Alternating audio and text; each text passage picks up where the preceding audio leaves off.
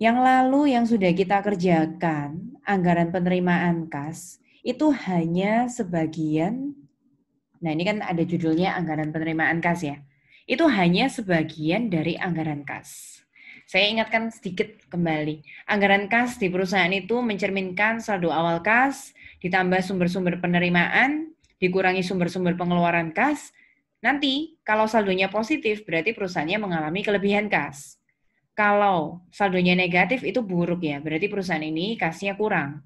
Nah, kalau kasnya kurang, kita kan butuh nanti ada saldo minimum kas yang harus kita capai. Nah, kita butuh adanya sumber suntikan dana dari eksternal yang disebut dengan financing atau pendanaan. Jadi yang kapan hari kita kerjakan, ini baru hanya sekilas.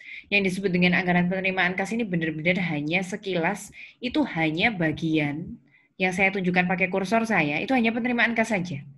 Nah, masih ada pengeluaran kas dan lain-lain, itu akan saya lanjutkan hari ini. Sebelumnya saya singgung sedikit ya mengenai neraca. Neraca itu isinya seperti di akuntansi sama, aset sama dengan liability plus equity. Aktiva sama dengan kewajiban tambah modal. Ini elemen-elemennya aset, jadi akun-akun yang termasuk aset. Kemudian ini akun-akun yang termasuk liability dan juga equity.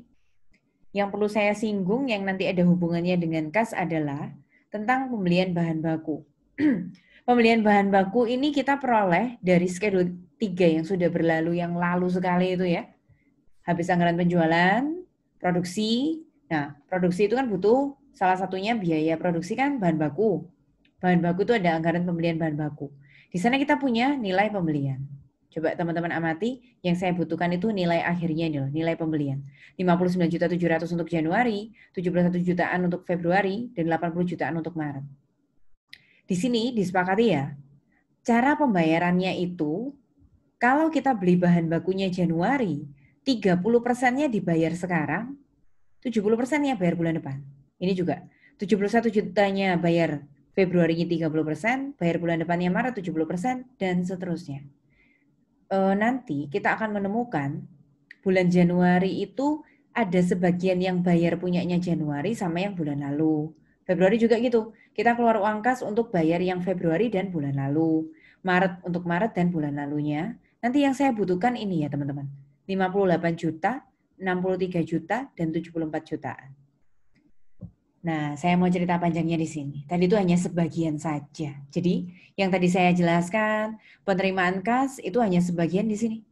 Untuk mengisi penerimaan kas kita bulan Januari, Februari, Maret. 390, 421, dan 457. Yang pembelian bahan baku tadi, yang 58, 63, 74, itu cuma sebaris juga di sini. Saya lanjut mengenai anggaran kas ya. Untuk memahami anggaran kas, kita harus baca dulu contoh soal yang ini tadi. Saya pindahkan dulu ke sebelahnya. Mari kita baca. Untuk mengerjakan saldo awal kas itu sangat dibutuhkan. Jadi untuk mengerjakan anggaran kas, terlebih dahulu kita akan memulai pada bulan Januari, kita punya uang kas di tangan itu 51 juta. Masukkan di sini ya, saldo awal kas bulan Januari 51 juta. Lalu, ini tadi yang saya persingkat. Pembelian DM, direct material atau bahan baku, dengan ketentuan 30% dibayar pada bulannya, 70% bulan depannya, menghasilkan angka 58, 63, sama 74. Itu kita simpan, itu poin yang kedua. Gunanya apa? Tadi kita punya saldo awal, kemudian kita terima kas dari anggaran penerimaan kas, yang sudah kita kerjakan bersama-sama ini, 390, 421, sama 457. Kita kan jadi punya uang 51 tambah 390, itu namanya kas yang tersedia ya. Awal ditambah penerimaan kas, namanya kas yang tersedia. Nah, kas yang tersedia itu dibuat keluar rutin apa saja. Yang pertama pembelian bahan baku. 58, 63, 74. Tulis di sini. 58, 63, 74. Terus poin berikutnya. Semua biaya tenaga kerja dibayar tunai. Saya harus lompat, mundur ke belakang, cari anggaran tenaga kerja ini. Kita menggajinya bagaimana? 57, 66, 72. Perhatikan ya, angkanya itu kita bawa ke belakang. 57. Nih, 57, 66, 72. Terus anggaran overhead pabrik, mundur lagi ke belakang, cari yang kita pernah buat anggaran biaya overhead, tapi pakai angkanya jangan yang total biaya. Kurangi dulu dengan yang nggak keluar uang tunai penyusutan contohnya. Nah, pakai angka yang di bawah. Yang dibayar tunai itu 41, 46, 49. 41, 46, 49-nya saya tunjukkan ada di anggaran kas. 41, 46, 49. Lagi, biaya penjualan dan admin. Mari kita ke anggaran biaya penjualan dan admin. Jangan pakai yang total biaya, kurangi yang biaya non-tunai. Dalam anggaran ini non-tunainya ada 2, penyusutan sama biaya kerugian piutang. Jadi kita lihat yang tunai saja, 104, 107, sama 111. Perhatikan angkanya kita pindah ke sini, 104, 107, 111. Nah, teman-teman bisa lihat dari sana. Itu untuk yang biaya tenaga kerja, overhead, sampai biaya penjualan dan admin. Selanjutnya ada mengenai pembelian aktiva tetap. Masih ingat definisi aktiva tetap? Property, plant, equipment di akuntansi itu bisa meliputi tanah, bangunan, peralatan. Di sini dikatakan contoh ada pembelian aktiva tetap selama bulan Januari keluar uang 165 juta.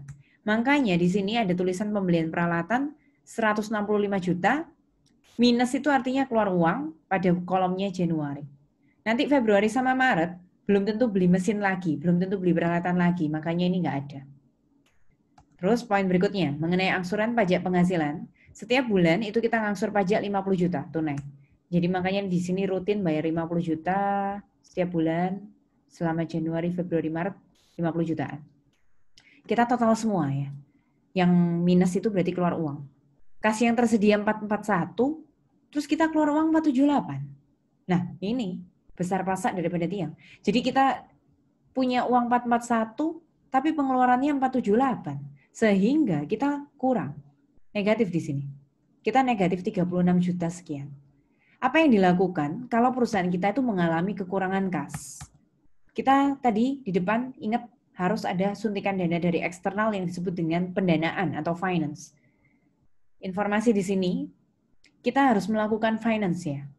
Pendanaan, cari dana, pinjam uang dari luar. Kenapa? Karena kita mau saldo kas kita itu minimalnya 50 juta. Jadi kalau kalian negatif 36, itu harus dibuat jadi minimal itu plus 50 juta. Nah, kita nemu relasi bank kita itu memberikan kesepakatan seperti ini. Bank itu bunganya 12% per tahun, alias 1% per bulan. Peminjaman dan pengembalian dananya itu enggak bisa nominalnya nanggung-nanggung. Harus kelipatan 5 jutaan. Bunga pinjamannya dibayar setiap tanggal 1, terus kalau langsung punya uang, bisa kembalikan pokok, langsung bayar pokoknya. Diketahui saldo awal hutang banknya 85 juta, bawaan dari akhir tahun lalu 2011-nya. Nah, ceritanya begini teman-teman. Kita punya minus 36. Kita minimal, kita menyepakati aturan di perusahaan PT Berkat ini, harus minimal itu plus 50. Nah, berarti kita harus pinjam berapa? Bayangkan ya, kita minus 36, supaya jadi plus 50, harusnya cara ngitungnya gimana? Supaya jadi plus 50, berarti kan kita harus pinjam berapa? 86, 851, 100 ya? Bisa paham maksud saya teman-teman? Kita kan minus 36.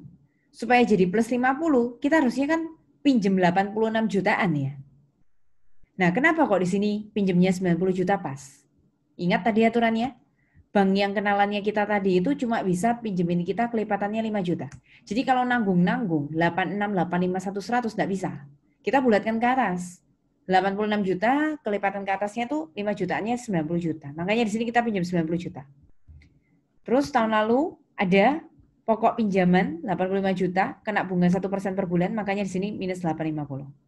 Jadi pendanaannya kita pinjam 90, dapat uang masuk 90, tapi bayar bunga 850. Sehingga efeknya pendanaan itu 89150 positif. Minus 36 ditambah 89 masih plus 52. Aman. Pokoknya kita punya ketentuan harus minimal 50 juta. Jadi kalau ini 52 aman. Akhir Januari jadi awal Februari. Ditambah penerimaan Februari, dikurangi pengeluaran Februari. Nah ini bagusnya positif. Kalau positif 138 itu mencerminkan kita kelebihan. Ingat aturannya tadi, kalau punya uang langsung bayar pokok pinjaman utang kita tadi. Kita tidak bisa bayar yang 90 juta, kita bayar hutang yang tahun lalu dulu ya, yang tadi katanya 85 juta itu. Sehingga di sini saya bayar utang 85 juta. Jangan lupa bayar bunga. Bunganya ada dua macam, 85 juta tambah 90 juta, 175 juta, kalikan bunganya 1%. Jadi efek pendanaan secara total minus 68. 138 dikurangi buat bayar pokok sama bunga 86, sisa masih plus 52. 52 akhir Februari jadi awal Maret. Tambah penerimaan Maret, kurangi semua pengeluaran Maret, masih ada sisa plus 152. Kalau kita sudah punya uang, lunasi pokok ya. Yang 85 sudah lunas, sekarang lunasin yang 90 juta. Kenapa di sini 900 ribu? Karena 85 jutanya sudah lunas, berarti ini bunganya tinggal yang 90 juta kali 1%. Efek pendanaannya minus 90 juta 900 plus 152 kurangi 90 berarti masih positif 61. Jadi kita tidak usah melakukan pendanaan lagi.